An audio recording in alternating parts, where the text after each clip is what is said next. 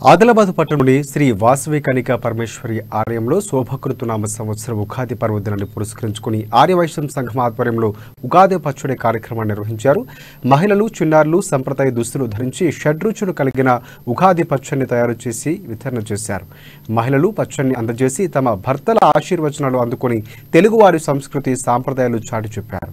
ఉగాది పండుగ విశేషతను తెలియజేశారు.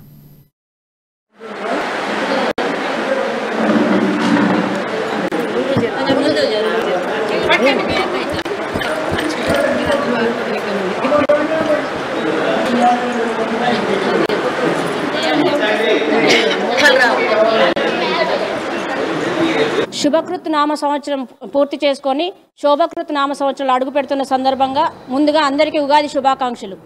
ఉగాదిని ఉగాది లేదా యుగాది అంటారు.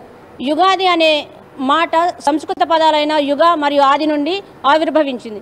యుగ అంటే నక్షత్ర గమనం, ఆది అంటే ప్రారంభం.